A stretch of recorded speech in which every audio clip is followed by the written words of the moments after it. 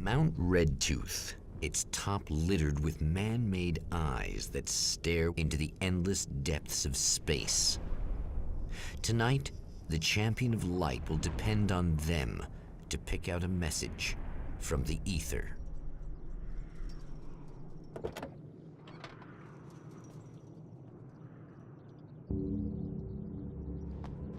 As history repeats itself, the man remembers the patterns.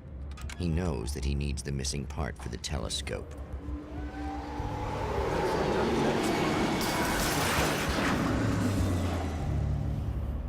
Wait, what was that?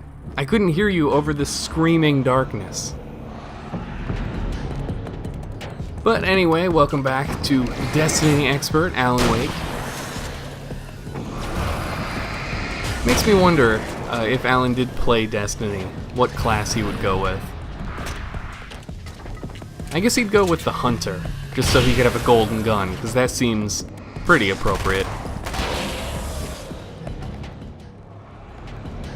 Anyway though, we are back at the observatory, and since we already know where to go for the camera, we're gonna go right there before even going inside.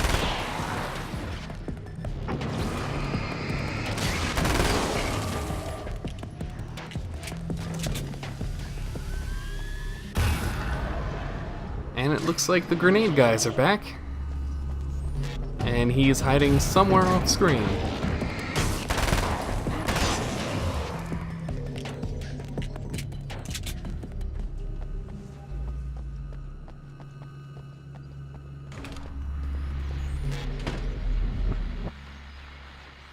Oh, praise be. You guys are coming through for me.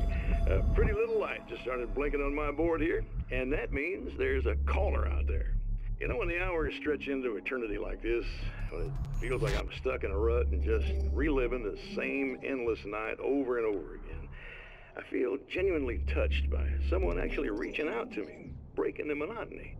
I just want you to know that it really matters to me. Caller, you're on the air. You suck, Eddie! Did you know that this is my dream job? True fact. Well, careful what you wish for. And it seems we're not the only person metaphorically reliving the same events as if they were happening again. Right? Do you get it?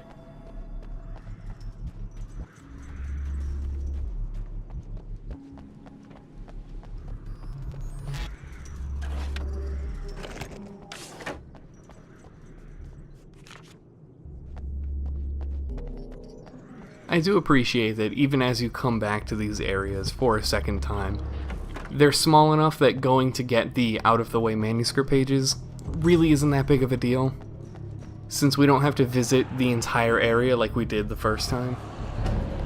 Could do without all the company we're receiving, though.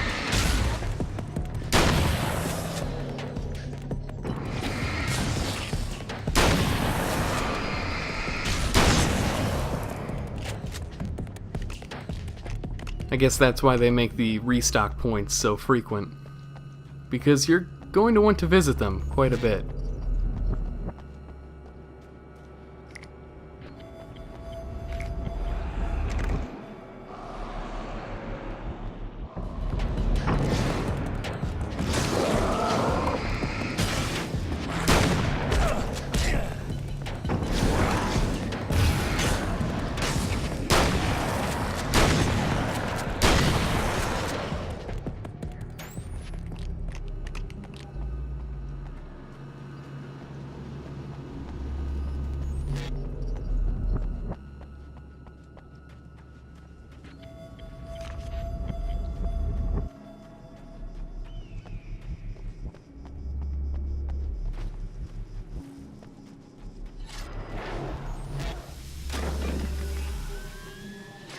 Well, there's a grenade behind us, but so long as we keep running, they can never hit us.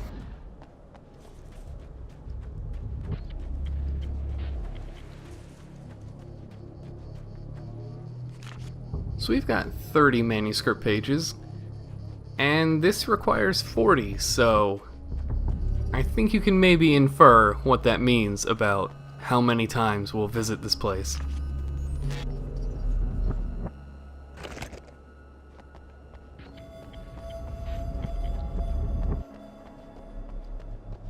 but on to get that imaging array.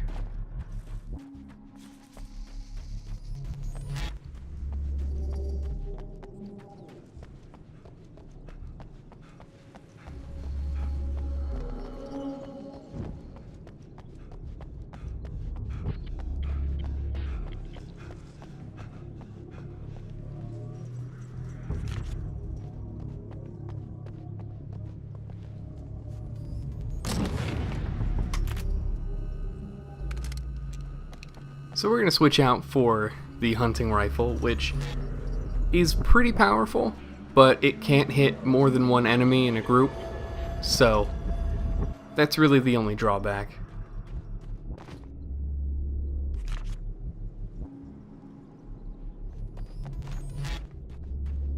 And oh look, you can still see the motel lights from all the way up here.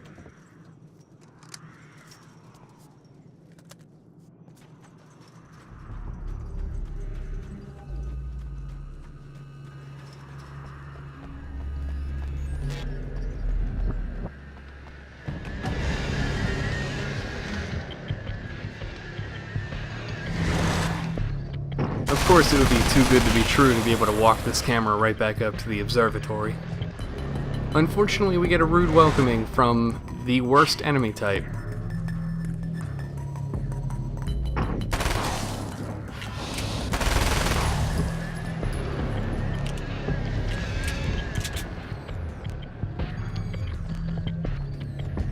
Seems like there's a lot more enemies trying to pour in from the top of those stairs, but since we're taking the long way around, we're not going to have to deal with them.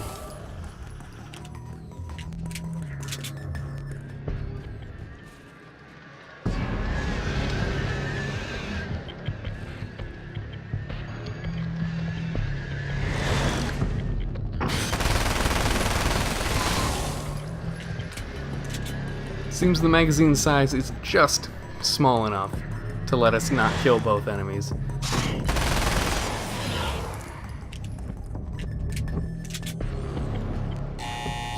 It's you! How dare you! No, wait. It isn't you, is it? I suppose you'd better come in. I'll unlock the door. Thanks. It seems that everyone's getting their memory back. I know what you're thinking. Evil twin, supernatural powers. But most of the time, I just like to keep things basic. I want you to understand that.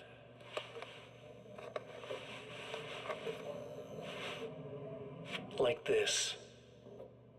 Need to get your hands dirty? No batteries, no moving parts, just physics. That's technology you can depend on. It's a classic. Speaking of classics, you need to be careful with this one, though. If the victim suddenly twists, you might end up cutting yourself. It's not really a workhorse, but I'm a sucker for this style. Now this is more like it. You've got slip-resistant grip. Believe me, you really want that traction once you're wrist deep in somebody. The blade's stiff enough so it won't open by accident in your pocket, but it's still really easy to open with just one hand. Now that's a big thing for me. I know what you're thinking. It's too big, too heavy. But sometimes you just need the extra oomph. If you're talking intimidation, this is gonna do the job. Also great for dismemberings and whatnot. You know, the messy jobs. I can't tell you how many things I've MacGyvered with this stuff.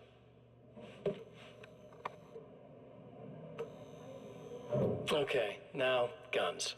Not a big fan. I mean, how are you supposed to really connect with somebody with a bullet? I want you to understand that. I take pride in what I do. We can't both be worthless hacks, can we?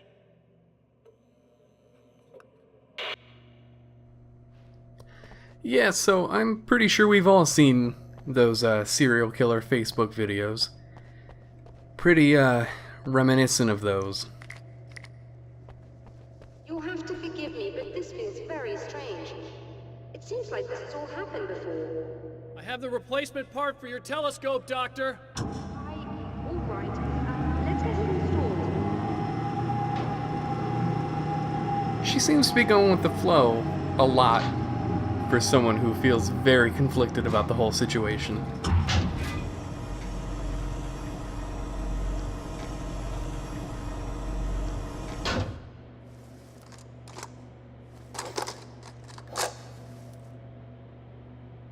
I think we can give this a go, although I have this strange feeling that something will Don't go start wrong. it up yet.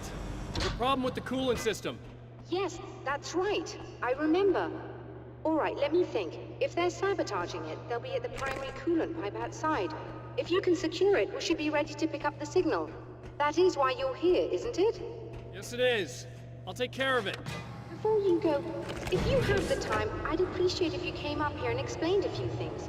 All of this is very strange to me. Well, I think that's a pretty reasonable request. So let's go answer some of her questions. Hello. I don't quite know what's going on, but I seem to remember having had this encounter before. It's not deja vu, Doctor. This has happened before. We're caught in a time loop. That's utterly insane. How could that be? I can't really explain it. I suppose I could call it magic. I don't believe in magic. Neither do I, but I can't argue with what I've experienced.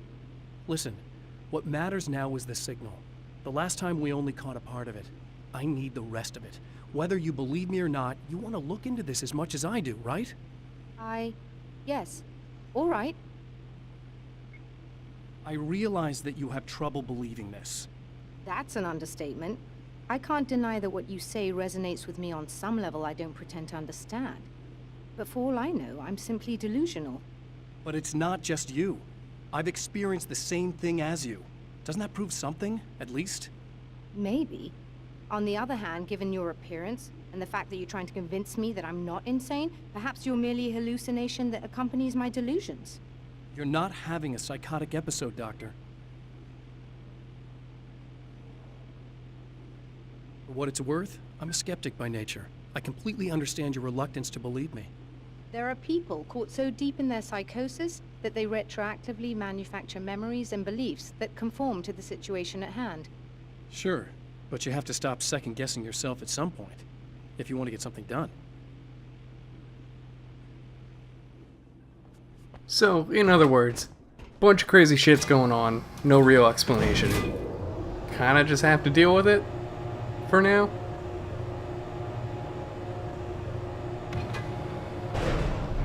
Anyway, we'll go secure those pipes so the telescope doesn't light on fire again.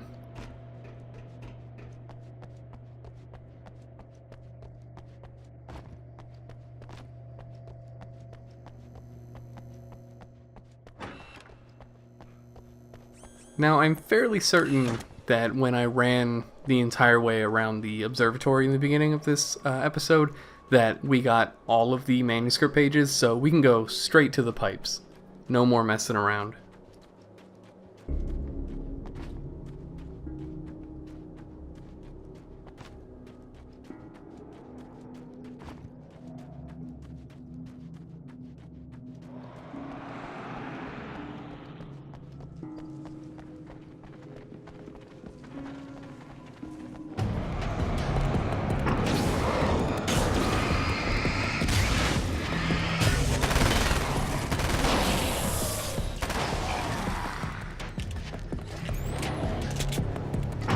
Now, one thing I kind of really appreciate, and it was demonstrated right there, was you can kind of hear some ominous sounds in the background, but the fight music doesn't start until you point your camera at the enemies, which is, I think that's pretty neat.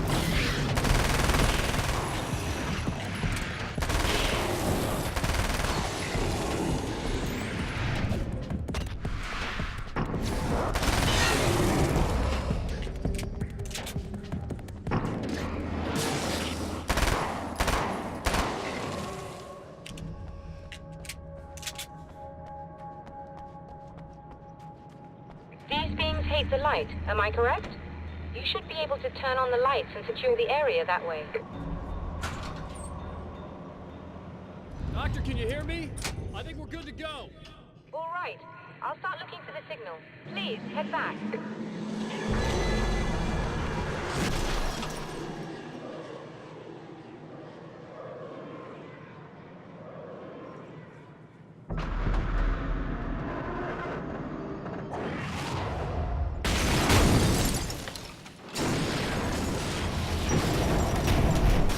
Well, I guess now that we've turned the lights on, the only recourse they have is to start throwing cars at us. I do feel maybe a little skeptical that simply flipping a switch is going to keep those guys at bay. Damn mountain's trying to kill me. But we must have done something right if the darkness is getting that desperate.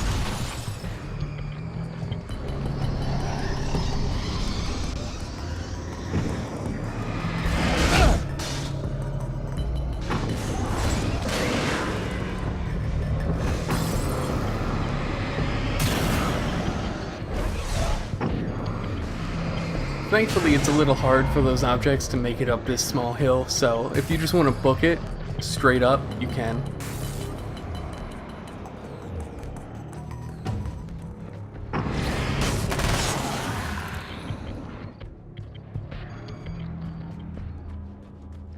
This SMG is really pulling its weight, though.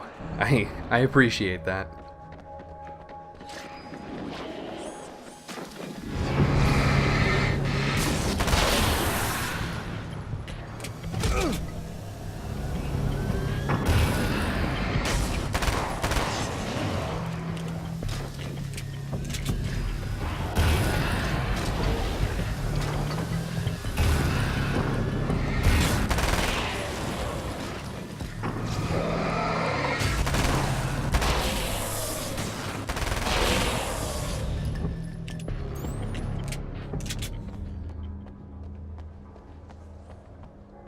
So yeah, I don't really like encounters where we get more than one grenade launcher, because they're not fun to deal with.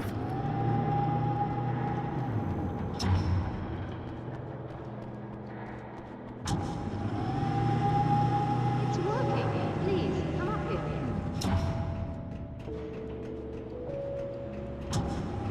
Though I guess with knowing where the camera is and how to deal with the overheating telescope, things went a lot more smoothly this time.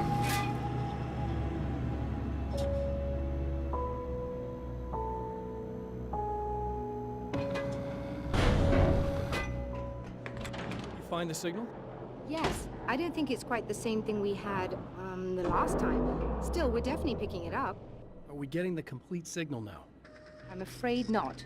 Take a look at it yourself. I'm printing out a hard copy now. I'd like to ask you a question or two before that, though, if you don't mind. What's on your mind, Doctor? Most people would find these events extremely disturbing, provided that they survive these creatures, that is. You seem to be quite adept at dealing with the situation. Why is that? Yes, I was involved in... It's a complex story. I was in this small town, and a horrible thing from another dimension kidnapped my wife and manipulated me into writing this horror story that came true. I learned to fight it with light, and I managed to contain it and free my wife. But I was trapped in its world. Are you serious? Absolutely. So, I'm used to reality working in strange or even impossible ways. And I fought these things, not exactly like this, but close enough for a good while now. Of course, I have certain advantages. Was there anything else? What did you mean when you said you have advantages? At the risk of sounding like a lunatic, reality is much more fluid than people think. It can be influenced. I didn't take you for a mystic. I'm not. I'm a writer. And under certain conditions, I can, for lack of a better word, rewrite reality. Change things. That's absurd. But it works. Assuming I believe this, why don't you simply, I don't know, write yourself some superpowers? It's not quite that simple. You need to follow certain laws of drama, I suppose. You need to think about consistency and symbolism. Often what you write isn't anywhere near as important as what you imply. There are things out there that will take advantage of your mistakes. You really believe in this? Don't look at me like that. You've experienced some of this yourself. I will gladly admit that something exceedingly strange is going on. But this idea that you're somehow altering reality with your writing is ridiculous. You're essentially saying you're controlling my actions. Leaving aside the rational arguments against this, what gives you the right? Well, it's more like having a destiny. A path you're on. You're not aware of it, but there it is. If somebody changes it, what difference does it make? It's what every writer does. If you write something that affects one of the characters, they don't really know about that. I'm not a character. Are you saying that it's all right to take advantage of someone if they aren't aware of it? Look, all I meant was that if you're genuinely making all your own decisions, and those decisions lead to whatever destiny you have, what practical difference does it make? I suppose that depends on whether our destinies are determined by things like physics and probabilities, or natural reality, which is presumably neutral and impartial, or by some kind of an intelligence. If it's the latter, that intelligence makes choices based on some criteria. If we suffer as a result of those choices, there's a moral and ethical element involved, regardless of whether we're aware of its manipulations. Wouldn't you agree? You're taking this very well. I thought you'd be angry. I suppose I would be if I thought you could actually do this. Well, I think that's enough rationalizing an insane situation for now. Another printout. Another signal fragment. The message is still not complete, but it's another piece of the weapon he has built against his adversary. Mere words on a piece of paper, but in the right hands, they will hold back the darkness